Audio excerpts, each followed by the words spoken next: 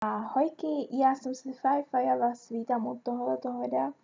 No a dneska jsem se chtěla pobavit o něčem, co se v poslední době, řekla bych, že to tak poslední měsíc stalo.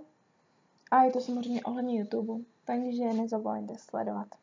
Co je takový nejčerstvější, tak je to, že probíhá nějaká YouTube válka, ale musím se samozřejmě vyjádřit k tomu, že už je to teďka chvilku odleželý a je to docela v pohodě. A nějak moc to dál nepokračuje, už se, jestli můžu říct, tak Péťa a Jenisem se nechali, konečně.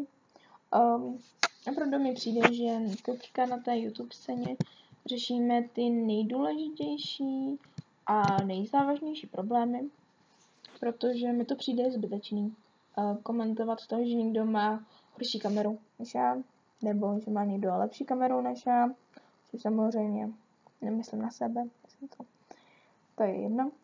A prostě přijde mi to takový zbytečný, ale jsem ráda, že už to uklidnilo. Přijde mi trošku zvláštní, že někdo říká, že někdo jiný, že Péťa tomu Jenisovi závidí, protože má víc subs, což mi přijde dost trapný, ale samozřejmě chápu, že se závidí. To je asi trošku víc než dost normální, ale zase mi přijde trapný, že Jenis vlastně se pomalu rozbračí do toho videa. To jsem vážně nečekala. A upřímně Péťa se trošku jako narazil na ten problém, že vlastně opravdu ten Jenis nemá kvalitní videa, ale nemyslím to kvalitou obrazu, nemyslím to kvalitou zvuku, ale kvalitou toho obsahu. Ale na druhou stranu zase ten Péťa umí dělat hate videa. Když jsem koukala na pár dalších nějakých hate videí, třeba od Fíkus TV, tak mi přijde, že to úplně není takové jako hate, že bych si fakt jako řekla, že to dobře zpracoval, protože tohle byl fakt dobře zpracovaný hate. A když je to dobrý hate, tak je to i dobrý video a ačkoliv nesouhlasím s tím, že by měl někoho takhle slovně napadat, ale prostě udělal to dobře, udělal dobrý hate. Tak bych to řekla. Umí udělat hate video, tak ho udělal a nemůžeme mu to mít za zlý. A jestli se chtěl trošku přiživit na jeho slávě, protože jsou hodně probíraný, tak fajn, dělejte si, co chcete. Co je další, tak to asi bych teďka vzala to, co mě dost zklamalo. A nakonec si dám něco pozitivního. A to, co mě zklamalo, bylo to, že jsem šla do obchodu, my máme tady takový ty Coop jednota, prostě jako nic moc, nejsme teda na vesnici, jo, protože máme tady i normální obchody. Ale tady ten zrovna máme nejblíž k naší škole. A co mě hodně zarazilo a co mi přišlo hodně hnusný, bylo to, že jsem viděla časopis, který se jmenuje Junior. A pokud znáte aspoň trošku význam slova junior, tak to asi není úplně jako nic pro dospělí. A viděla jsem tam od A až do Z o youtuberech.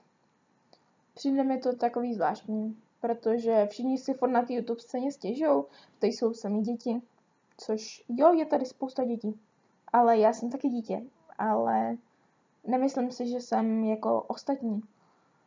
A některé prostě děti, které jsou opravdu, že se chovají jako děti a neumějí komentovat, nevím co všechno, neumějí říct svůj vlastní názor, neumějí gramatiku, mají problémy s pravopisem, tak si myslím, že by tady neměly být. A myslím, že ten junior si budou kupovat klidně hodně malý děti. Klidně děti pod 10 míň let. A to mi přijde hodně trapný a že se to takhle propaguje. A hlavně, že už se všichni chcou přiživit na slávě těch youtuberů. A upřímně ten den jsem zaváhala, jestli má cenu vstupovat do té scény. Protože ještě pořád jsem do ní úplně nevstoupila. Pořád mám ještě jenom jedno video, ačkoliv jich mám natočených dost, ale mám jenom jedno video. A tohle to bylo takový, že jsem chtěla udělat krok stranou. Že jsem nechtěla být součástí. Protože vím, že se strhává ten pytel toho, že se všichni chcou na těch youtuberech přiživit. Prostě je to hnusný. Fakt je to hnusný. No ale, co mě zase nazvihlo, to je v poslední době jiná aplikace, kterou určitě všichni znáte. Jmenuje se Tube Tycoon. nevím, jak to vyslovit, upřímně nevím. Je to prostě YouTube simulátor od nezávislého tvůrce, který si teda říká Bionicle. Je to fakt skvělá hra.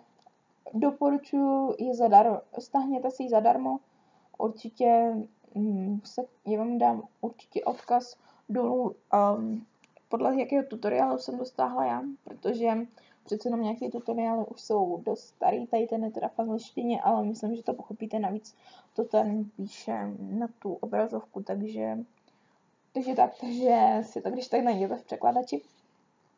Určitě doporučuji stáhnout a se možná dám taky dolů odkaz na nějakou galerii fotek, a co je teda z mý hry.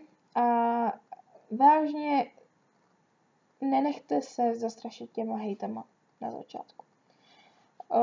Během prvních 10 dnů, možná 15 dnů jsem měla hodně hejtu.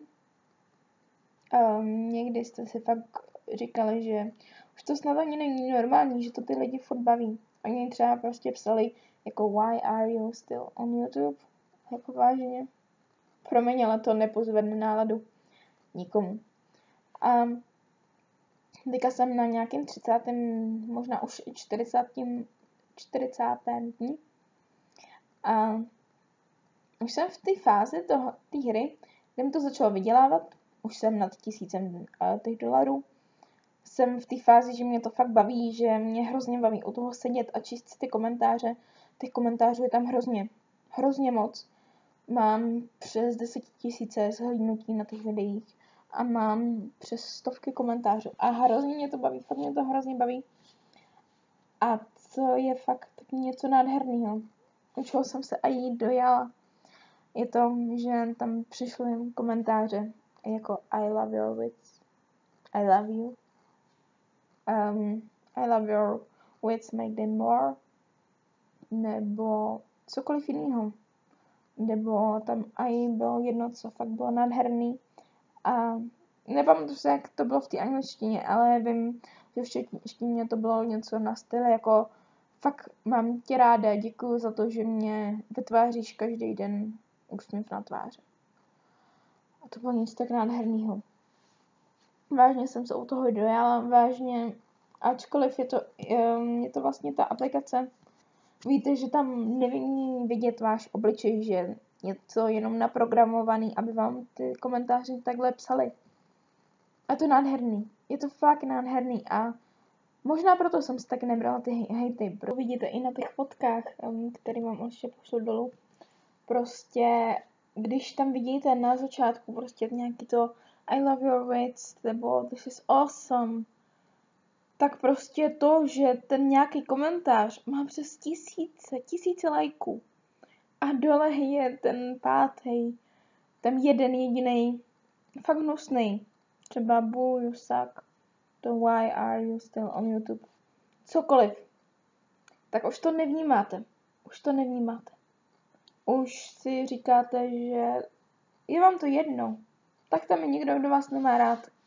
A na tím je dalších tisíce lidí, který mají ty videa rádi, kterým to dokonce vytváří úsměv na tváři. To by mě v životě nenapadlo, že to video nějaký zvládnu. Vážně, je to pěkný. Je to hodně pěkný a jsem hrozně ráda, že takováhle aplikace je. Určitě vám ji doporučuji. Samozřejmě teda na vás, do dopisku na vás bude čekat odkaz na tutoriál, jak jsem to stáhla, a taky na nějaký ty fotky. Možná vám to vložím do videa, i když hádám, že to ten YouTubeový videomaker nezvládá. Takže si tím nejsem úplně jistá, ale doufám, že se to podaří. A jo, určitě se na to všechno koukněte. Všechno, o čem jsem tady mluvila, vám nalinkuju dolů a uvidíme se příště. Ahoj!